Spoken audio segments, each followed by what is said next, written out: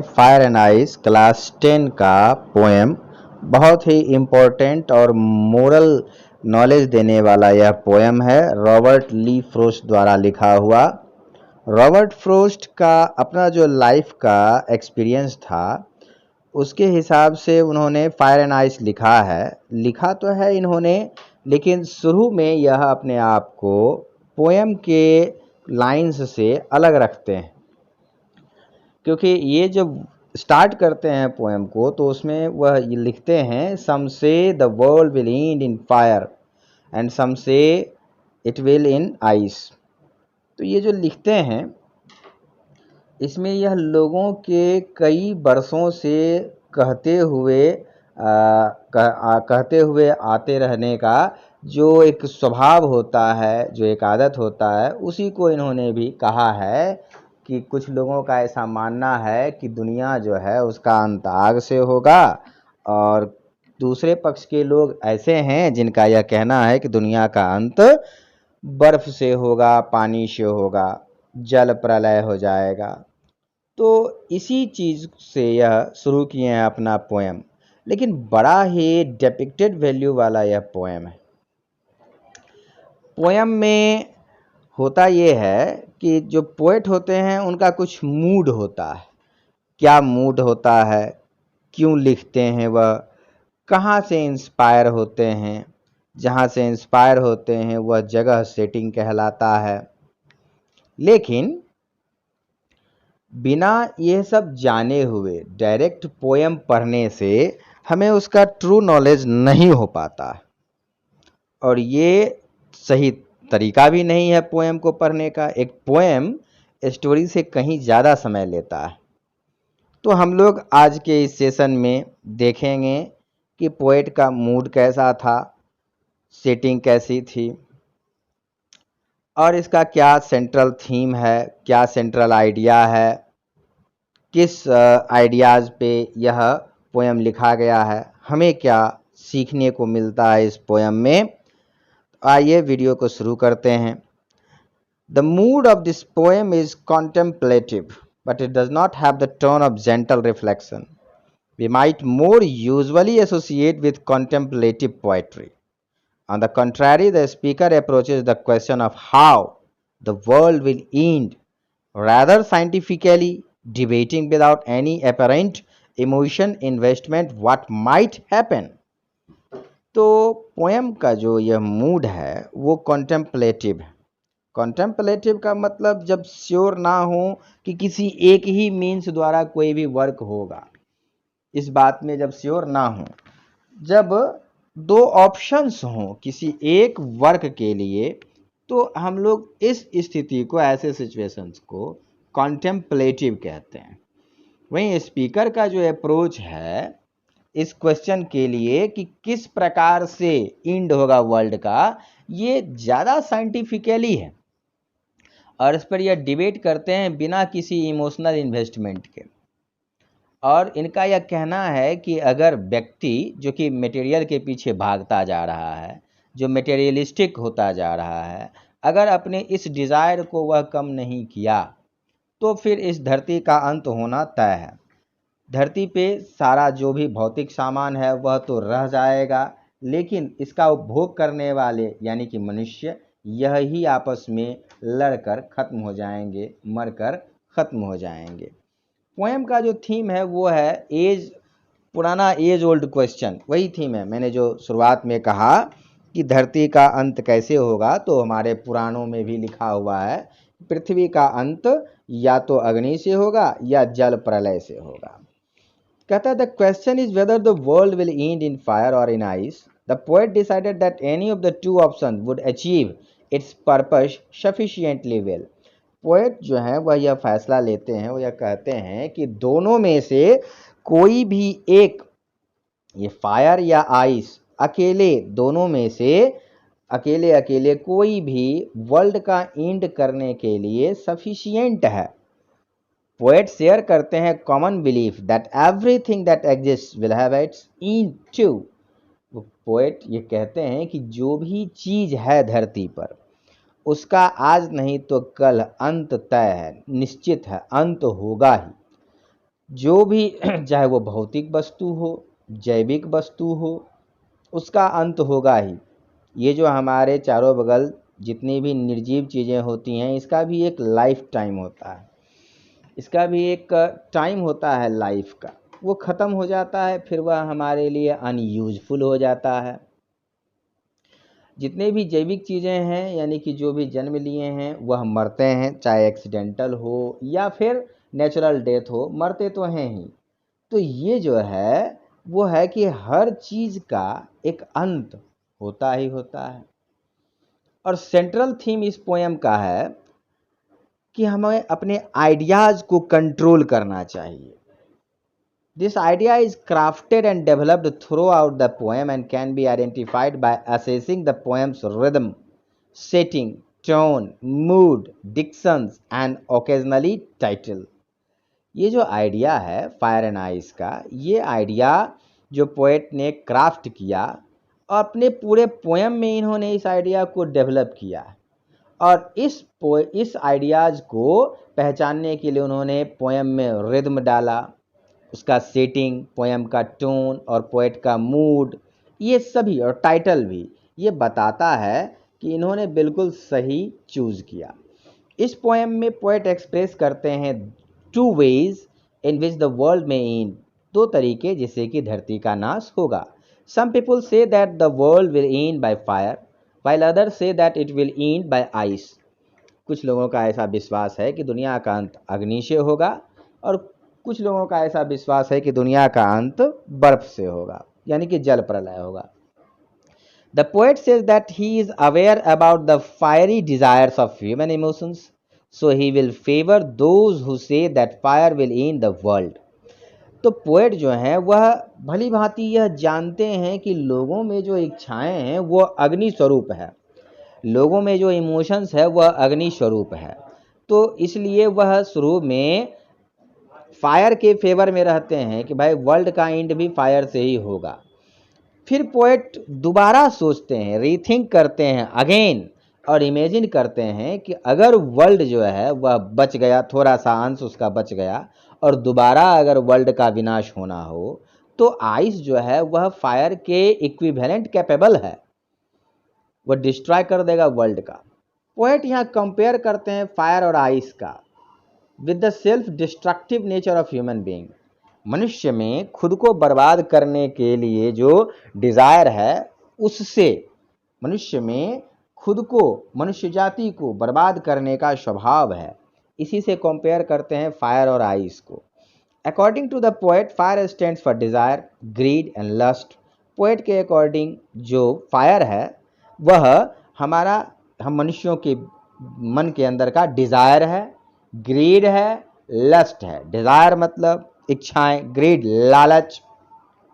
There is no end to such emotions. The more humans try to fulfill them, the more rapidly these emotions spread. मतलब मनुष्य में जितनी इच्छाएं हैं, उन सभी इच्छाओं को पूरा करने का वह जितना प्रयास करता है, उनकी इच्छाएं उतनी ही ज़्यादा फैलती जाती हैं, बढ़ती जाती हैं, बिल्कुल आग की तरह। जैसे आग को जब हवा मिलता है तो वह बढ़ता ही जाता है। These feelings often engulf human life and they get trapped in them. और ये जो फीलिंग्स हैं, हम मनुष्य लोग जो हैं वो अपने फीलिंग्स को फुलफिल करने में, अपने डिज़ायर को फुलफिल करने में ही उलझे हुए रहते हैं। ये जो इच्छाएं हैं ये हमारे पूरे जीवन को खा जाता है और हम इसी में उलझे हुए रह जाते हैं। As a result people become egotist, selfish and cruel. अब इसी के कारण मनुष्य जो हैं वो ईगोइस्ट बन जाते हैं, उनमें एक आन की भावना आ जाती है, एक स्वार्थ की भावना आ जाती है, वे क्रूएल हो जाते हैं। On the other hand the poet describes ice as the rigid, rough and hateful side of human emotions. वहीं दूसरी तरफ पोएट जो है वो डिस्क्राइब करते हैं आइस को कि आइस जो है वह जब व्यक्ति में हठीपन आ जाता है, उसके बोली में या उसके कहने में, कथन में जब काफ़ी रफनेस आ जाता है और जब उसके मन में घृणा काफ़ी ज़्यादा बैठ जाती है, इसे उन्होंने आइस कहा है। People become harsh and do not care about the emotions and feelings of others. तो व्यक्ति जो है इन सभी भावनाओं के बाद काफ़ी ज़्यादा क्रूर हो जाता है और उसे दूसरों के इमोशंस से कोई लेना देना नहीं रहता है। They are indifferent to others happiness and sorrow. वह दूसरे की खुशी में अपने आप को खुश नहीं समझते हैं, दूसरे के दुखी में अपने आप को दुखी नहीं समझते हैं। वे अलग अलग रहते हैं, अलग अपना उनका सोचने का तरीका होता है, नज़रिया होता है। वे समझते हैं कि उसे ये हुआ मुझे क्या, उसके यहाँ गम हुआ, किसी का डेथ हुआ तो उससे मुझे क्या। Thus the poet says that since ice and fire both are growing with such rapid speed, the world will end soon. Poet यह कहते हैं कि जिस रफ्तार से आइस और फायर जो है वह रैपिड स्पीड में बढ़ रहा है, तो दुनिया जो है उसी रैपिड स्पीड में जल्द ही बर्बाद हो जाएगा, या तो फायर से या तो आइस से। The poem conveys a beautiful message.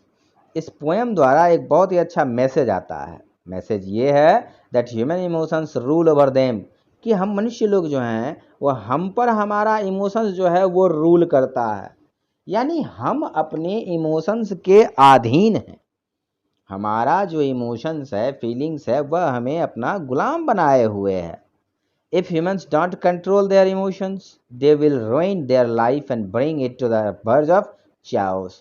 अगर मनुष्य अपनी इच्छाओं का गुलाम बनना नहीं छोड़ेगा तो ये इच्छाएं मनुष्य के लाइफ को बर्बाद कर देगा, तबाह कर देगा, और तब एक बहुत ही विनाशकारी स्थिति उत्पन्न होगी। उसके बाद मनुष्य रहेगा ही नहीं। अब कुछ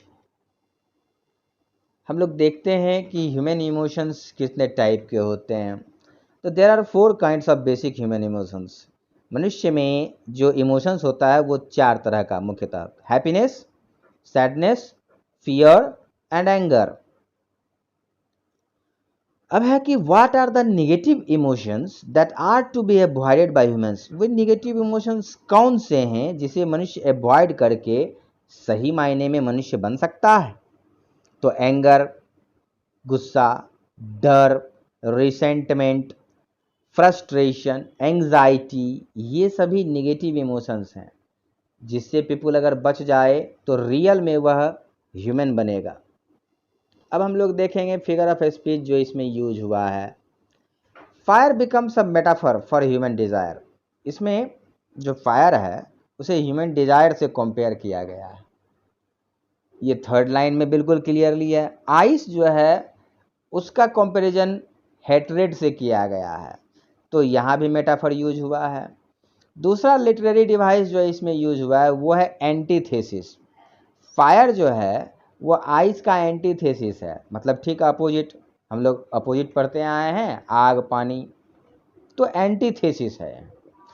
poem functions through these binary opposites of love and hate.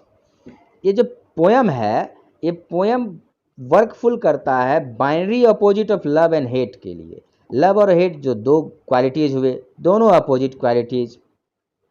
Even the ideas are oxymoron in their nature. सही बात है, लव का अपोजिट हेट होता है, हेट का अपोजिट लव होता है। दोनों ही आइडियाज एक दूसरे के ठीक अपोजिट हैं। ऐसा जब हो तो उसे हम ऑक्सीमोरन कहते हैं। अगर लव प्रेजेंट करता है थेसिस तो हेट प्रेजेंट करता है एंटीथेसिस, तो इस रूप में यह ऑक्सीमोरन भी है। अब पर्सनिफिकेशन। पर्सनिफिकेशन क्या होता है? तो ये ह्यूमन क्वालिटी जो होते हैं उसे इनएनिमेट ऑब्जेक्ट में दिखाया जाता है, वह पर्सनिफिकेशन होता है। अब एजोनेंस होता है किसी भी वर्ड में वोवेल साउंड का रिपीटेशन सेम लाइन में। जैसे इसमें है I hold with those who favour fire, तो इसमें ओ जो है उसका यूज हुआ है, यहाँ पर रेजोनेंस हुआ है। अब पैराडॉक्स क्या होता है? पैराडॉक्स एक स्टेटमेंट जो कि अपने मायने का, अपने मीनिंग का खुद अपोजिट मीनिंग देता हो, यानी कि अपने मीनिंग से ही उसका तालमेल नहीं बैठता हो। पैराडॉक्स है फायर और आइस में। But if it had to perish twice, है ना, कि अगर इसे दोबारा खत्म होना हो, एक बार जब खत्म हो गया तो बचा क्या, जो दोबारा खत्म होगा। तो it is a paradox because nothing can die twice. ये पैराडॉक्स है क्योंकि कोई भी चीज़ दूसरी बार फिर नहीं मरती है। जीव है, एक बार मर गया, थोड़े वो बचा हुआ रहता है जो अगली बार फिर मरेगा। इस पोएम में आयरनी है। Irony of the poem lies in the idea that fire represents desire and ice represents hate. Irony इस पोएम में ये है, आयरनी क्या होता है, जो लिटरेरी मीनिंग होता है उसे अलग हट करके मीनिंग जब आता है तो उसे हम लोग आयरनी कहते हैं। आयरनी जो है इस पोएम में वो ये है कि फायर जो है वो डिजायर को रिप्रेजेंट करता है और आइस जो है वो हेट को। दे आर डिफरेंट, जबकि जो फायर है और आइस है दोनों डिफरेंट है, उसी प्रकार से जो डिजायर है और हेट है वो दोनों डिफरेंस है, लेकिन they have equal perilous effect on human beings. यह जो है डिजायर और हेट ये दोनों ह्यूमन बीइंग्स पर बिल्कुल पेरिलस यानी कि उसको बर्बाद करने लायक इफेक्ट डालता है। नेचर तो है इसका अपोजिट, लेकिन अपोजिट नेचर होते हुए मनुष्य के जीवन को बर्बाद करने वाला इफेक्ट डालता है यह दोनों डिजायर और हेट। पर्सनिफिकेशन ये मैंने अभी तुरंत बताया ऊपर कि ह्यूमन क्वालिटी जो है उसको इनएनिमेट ऑब्जेक्ट के रूप में बताता है। इस पोएम में फायर और आइस में यहाँ जो है फायर और आइस ये दोनों ही डिस्ट्रक्शन में कैपेबल है, जबकि दोनों नॉन लिविंग थिंग है।